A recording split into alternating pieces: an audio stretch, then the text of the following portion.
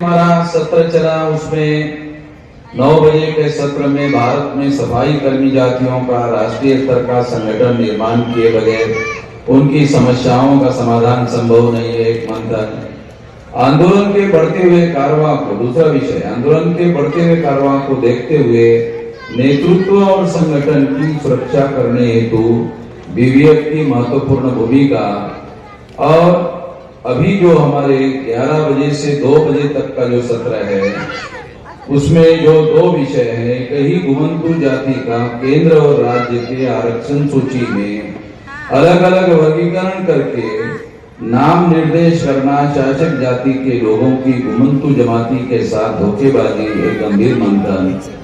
दूसरा विषय है संविधान के द्वारा प्राप्त मौलिक अधिकारों को बचाने के लिए महिलाओं का राष्ट्रीय स्तर का संगठन होना अनिवार्य है, गंभीर मंथन। तो ये लगभग 4 विषय है। तो इन चारों विषयों के संबंध में कंक्लूड करने के लिए खास तौर पर मैं आपके सामने उपस्थित हूँ। तो इस संबंध में केवल 2-3 महत्वपूर्ण बातें मैं आप लोगों को बताना चाहता हूँ। और उसमें सबसे महत्वपूर्ण बात यह है कि हम लोग कोई भी लक्ष्य, कोई भी उद्देश्य अगर हम पूरा करना चाहते हैं तो लक्ष्य के बारे में ज्यादा से ज्यादा बात करने से, लक्ष्य के बारे में ज्यादा से ज्यादा चर्चा करने मात्र से लक्ष्य हासिल नहीं किया जा सकता, लक्ष्य पूरा नहीं किया जा सकता, उद्देश्य पूरा नहीं किया जा सकता। तो लक्ष्य को हासिल करने के लिए हमारे पास बुनियादी संगठन का ढांचा होना जरूरी है।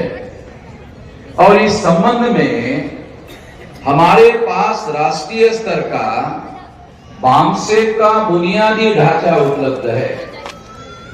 बामसेफ संगठन का बुनियादी ढांचा उपलब्ध है, मगर जो ऑफशूट संगठन, जो सहयोगी संगठन हम लोगों ने बनाए हैं, उन लोगों का राष्ट्रीय स्तर का, यानी राष्ट्रीय स्तर की जो कमेटी, राज्य स्तर की कमेटी, कमिश्नरी लेवल की कमेटी, जिला लेवल की कमेटी, तहसील लेवल की कमेटी, हर प्रकार का जो ऑफशूट संगठन, सहयोगी संगठन, ऑफशूट संगठन का जो ट्रांसलेशन हम आपको बता रहे हैं वो ये है कि ये जो व्यापक आंदोलन हम लोगों ने खड़ा किया है उसमें तमाम प्रकार के जो ऑफशूट संगठन हैं वो सहयोगी संगठन है। ये जो आंदोलन हम लोगों ने इस देश में खड़ा किया है वो आंदोलन करने के लिए तमाम संगठन हमने बनाए। तो ये जो संगठन हमने बनाए हैं ऑफशूट संगठन, उसका रोल सहयोगी संगठन का है। ये बात सबसे ज्यादा अहम है और सबसे ज्यादा महत्वपूर्ण बात है जो प्रत्येक कार्यकर्ता को विचार और व्यवहार करते वक्त सबसे पहले ध्यान रखना चाहिए। विचार और व्यवहार का क्या मतलब है कि जैसा आपका विचार होगा वैसा आपका व्यवहार होना चाहिए। आपका विचार कुछ और है, आपका व्यवहार कुछ और है, तो आपकी इंटीग्रिटी डाउटफुल है, आपकी ईमानदारी डाउटफुल है। ये मत समझना कि लोग आपको देख नहीं रहे, आपको बहुत गहराई से लोग देखते हैं, बहुत नजदीकी से देखते हैं। और गहराई से और नजदीकी से देखने के लिए यहाँ व्यवस्था है ना, ये देख रहे हो, यहाँ ज्यादा बारीक दिखाई देता है, यहाँ कम दिखाई देता है मगर वहां ज्यादा दिखाई देता है। तो लोग आपको ऑब्जर्व कर रहे हैं, आपका निरीक्षण कर रहे हैं। तो ये कृति को नहीं समझना चाहिए कि आपको समाज में लोग देख नहीं रहे, आपको देख रहे हैं या प्रत्येक व्यक्ति को देख रहे हैं। तो जब देखते हैं तो बहुत बार लोग उसको अपनी बात बताते नहीं है, अपनी प्रतिक्रिया बताते नहीं। फिर बीवीएफ ये वॉलंटियर फोर्स जो है हमारा, उसका संगठन, फिर उसके बाद में घुमंतू जातियों का संगठन, और उसके नीचे महिलाओं का संगठन। ये सारे संगठन निर्माण करने का मामला है। बुनियादी रूप से मैं ये बात आपको बता रहा हूं। तो यदि हम लोग संगठन निर्माण करते हैं मानसिक, तो बुनियादी संगठन है ये जो सफाई कर्मियों का, महिलाओं का, या बीबीएफ का, या घुमंतू जातियों के जो संगठन है, ये बुनियादी संगठन नहीं है, ये सहयोगी संगठन है। और ये जो सहयोगी संगठन है, ये ध्यान रखना है प्रत्येक कार्यकर्ता को दिमाग में, काम करते वक्त, काम करने की कार्य प्रणाली निर्धारित करते वक्त ध्यान रखना है कि सहयोगी संगठन है, सहयोग करने के लिए बनाया जा रहा है। तो उसकी कार्य प्रणाली जैसा लक्ष्य रखा गया है उसी के अनुसार होती है। लक्ष्य कुछ और है और विचार और व्यवहार कुछ और है, तो फिर ये आंदोलन नहीं खड़ा हो सकता। एक तो ये बात आप लोगों को ध्यान रखना होगा। दूसरी बात मैं आप लोगों को ये बताना चाहता, ये जो घुमंतू जाति के लोग हैं, वो कई राज्यों में शेड्यूल कास्ट के लिस्ट में, कई राज्यों में शेड्यूल ट्राइब के लिस्ट में, कई राज्यों में ओबीसी के लिस्ट में। तो इस तरह से आज जो शासक वर्ग है, एक कॉन्शियसली ऐसा कर रहा है।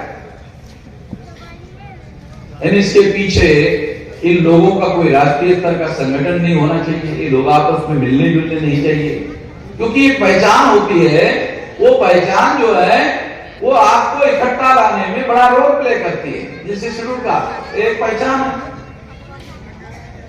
शेड्यूल का एक पहचान है, ओबीसी एक पहचान है, तो ये रोल प्ले करती है संगठन निर्माण करने में। अगर कोई ओबीसी का आदमी है और किसी को पूछा कौन हो, तो कहते हैं ओबीसी, तो नजदीकी उसको लगा रहे मेरा आदमी है।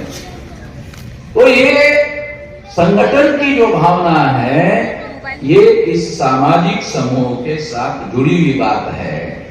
और ये सामाजिक समूह है, जैसे शेड्यूल कास्ट एक सामाजिक समूह है, शेड्यूल ट्राइब एक सामाजिक समूह है, वैसे नॉमिडिक ट्राइब भी एक सामाजिक समूह है। मगर नॉमिडिक ट्राइब का नेशनल लेवल पर कोई शेड्यूल नहीं है। बड़ी समस्या क्या है नॉमिडिक ट्राइब की? नेशनल लेवल पर नॉमिडिक ट्राइब की नेशनल लेवल पर शेड्यूल नहीं। जैसे शेड्यूल कास्ट ये नेशनल शेड्यूल है, शेड्यूल ट्राइब नेशनल शेड्यूल है, वैसे नॉमिडिक ट्राइब ये और इंडिया में है, तो इसका नेशनल लेवल का शेड्यूल होना चाहिए। तमाम जितने भी नॉमिडिक ट्राइब की कम्युनिटीज है, वो नेशनल लेवल का जो शेड्यूल होगा, शेड्यूल घुमंतू जातियों का यानी नॉमिडिक ट्राइब, ये शेड्यूल होना चाहिए था।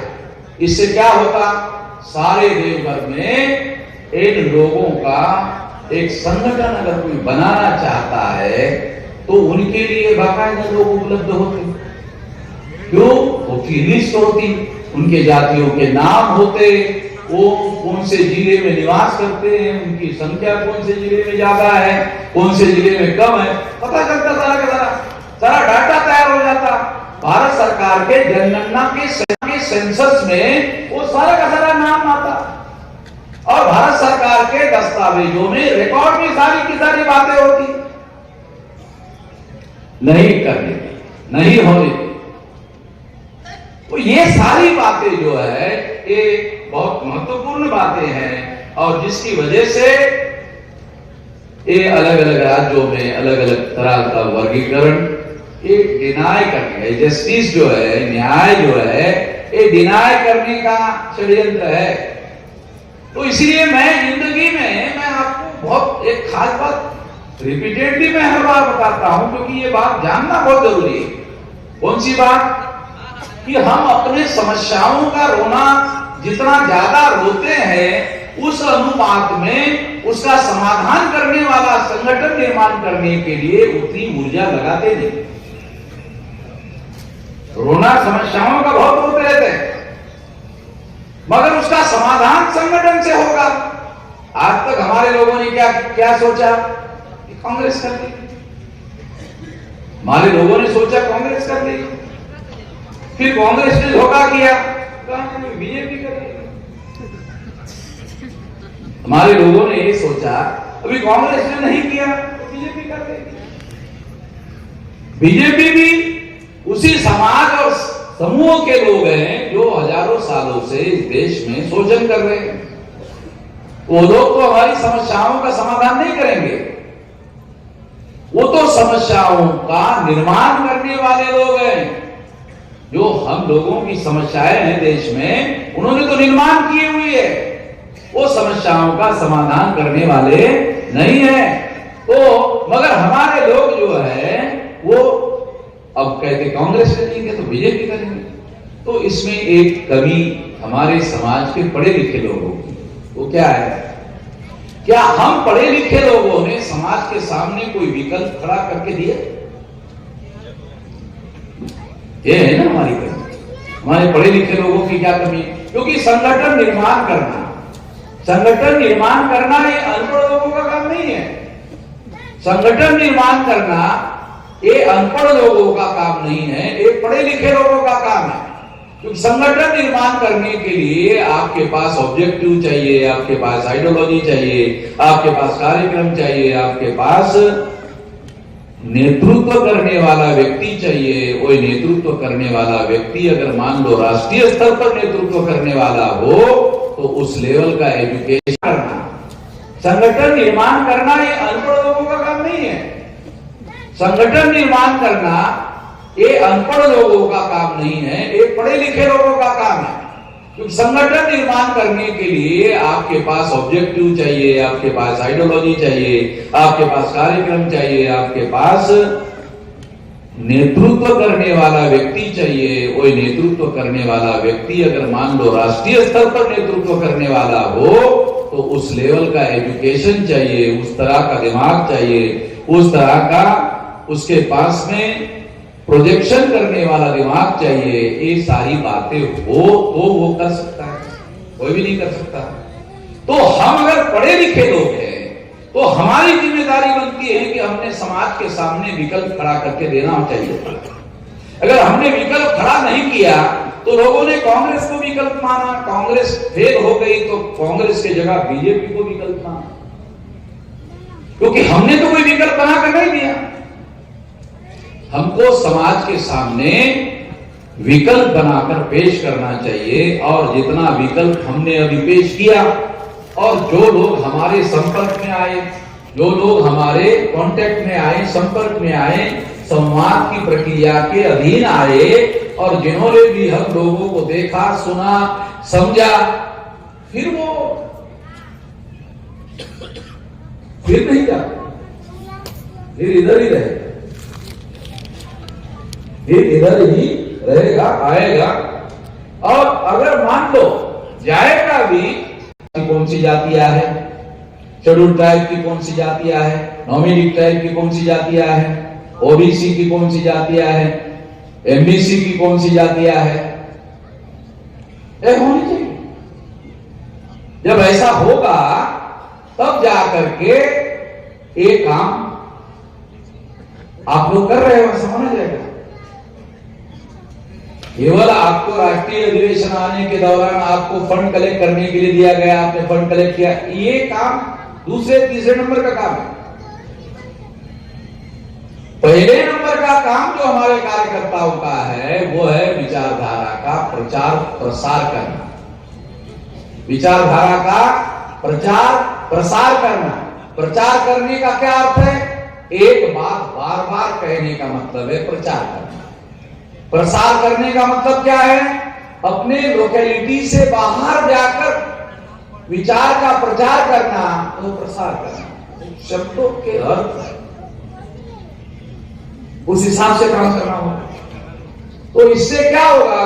गांव स्तर तक संगठन खड़ा हो जाएगा। अगर तहसील वाले अपना काम कर ले, जिले वाले अपना काम कर ले, कमिश्नरी वाले अपना काम कर ले, और स्टेट वाले अपना काम कर ले, तो राष्ट्रीय स्तर का आंदोलन खड़ा होने को ज्यादा समय नहीं है। और राष्ट्रीय स्तर का आंदोलन गांव वाला 6 लाख गांव वाला आंदोलन खड़ा हो जाएगा। जब 6 लाख गांव वाला आंदोलन खड़ा हो जाएगा तो 6 लाख गांव के लोग सड़कों पर दिखेंगे, 6000 जाति के लोग सड़कों पर दिखेंगे। तो ये आंदोलन बहुत कम समय में सफल हो। ये बात समझना, ये है। तो ये इस तरह के सोचने की वजह से मैंने जिंदगी में ज्यादा समय संगठन निर्माण पर लगाया। वही बता रहा हूं आप लोग, उससे बदलाव होगा। अगर आप चिल्लाते हो अन्याय हो रहा है, अगर मैं भी लाउड स्पीकर लगा के चौराहे पे बैठ जाऊं, अन्याय होगा, अत्याचार होगा, समस्या का समाधान हो जाएगा? कैसे होगा? समाधान तो नहीं होगा। ये उपाय नहीं है। संगठित शक्ति का निर्माण करना समस्या के समाधान का उपाय है और छोटी बात नहीं है। अगर आपको गुलामी से आजाद होना है तो संगठित शक्ति आपको गुलामी से आजाद कराएगी। ये अधिकार है और एक मौलिक अधिकार है। अभी मैं बोल रहा हूं, आवाज निकाल कर बोल रहा हूं। ये कोई आवाज जो है मेरी, ये संविधान मुझे देती है क्या? ये तो बात है। ये आवाज जो है ये संविधान थोड़ी दे रही है, ये तो बात है। मगर शासक वर्ग जो आवाज आपकी नेचुरल है उसको रोकने के कानून बनाते कि बोलने का अधिकार नहीं होगा। इस संदर्भ में बोलने का अधिकार मौलिक अधिकार है, फंडामेंटल राइट। एक राइट है, एक फंडामेंटल राइट। तो ऐसी बहुत सारे अधिकार हैं। संगठन बनाने का अधिकार, अभिव्यक्ति यानी बोलने का अधिकार, लिखने का अधिकार, पढ़ने का अधिकार, ये सारे अधिकार जो है ये मौलिक अधिकार है। ये इतना बड़ा हम लोग जो है यहाँ अधिवेशन कर रहे हैं तो किसी पुलिस वाले के पास कोई पावर नहीं कि वो आपको रोक लगाए। क्यों? ये फंडामेंटल राइट है। पुलिस के पास पावर ही नहीं कि वो रोक लगाए। हाँ, अगर आप इलीगल कर रहे हो तो फिर पुलिस के पास में, इलीगल के विरोध में पुलिस के पास पावर। अब कानपुर के पुलिस वालों ने मेरे ऊपर एफआईआर दाखिल किया। अब एफआईआर क्यों दाखिल किया जानते हो? मैंने भाषण में कहा था मेरे ऊपर भारत भर में कहीं पर भी एफआईआर नहीं।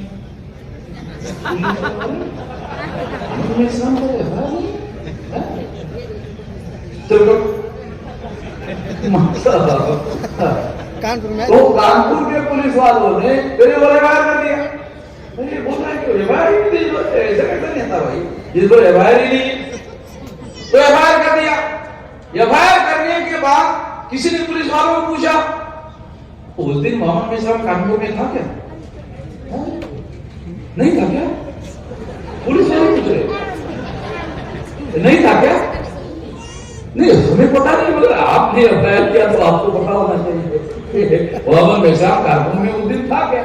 नहीं, कार्यक्रम था तो जरूर रहा होगा तो अनुमान है, कंफर्मेशन कहां है?